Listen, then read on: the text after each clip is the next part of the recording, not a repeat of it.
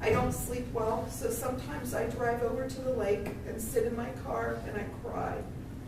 I drive over to the local Meijer store and walk the aisles at 2 in the morning because I am drained and I don't want to cry anymore.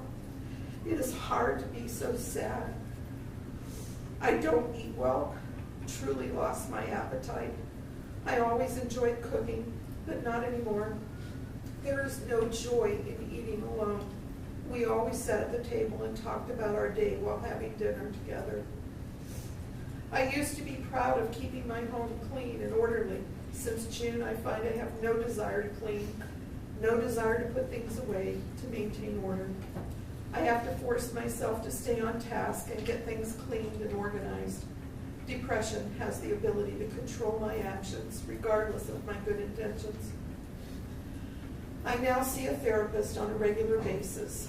I am thankful for her help and guidance.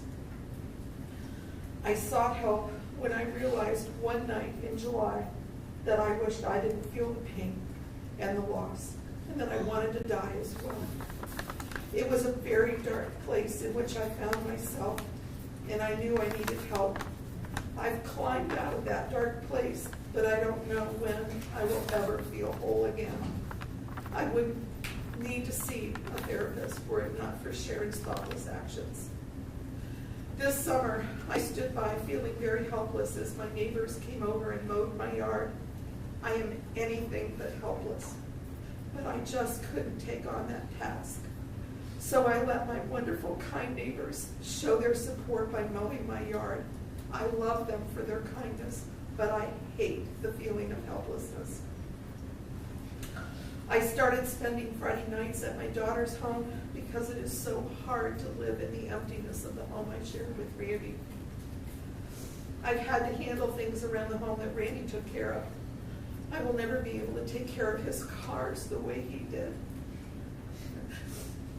I'm sorry, Randy.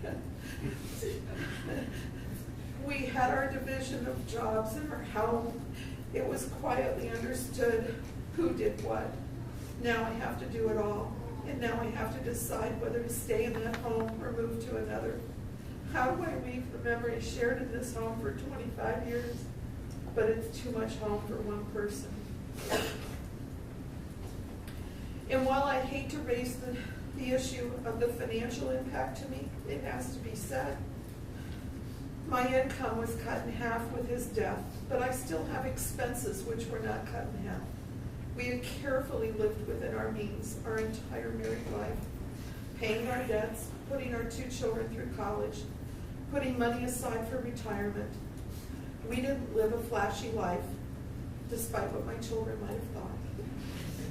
We planned to work an additional number of years past the age of 65 in order to make sure we had sufficient funds for retirement. I was planning on working until I was 70, and Randy felt he would likely work a few more years past age 70. Randy had actually encouraged me to consider retiring sooner, but now that is not likely for the present time. I no longer have his income to pay for the mortgage and other expenses. I now have to pay for my health care, which had been being taken care of by his employer. I've had to reassess my financial situation over the past several months because of Sharon's actions.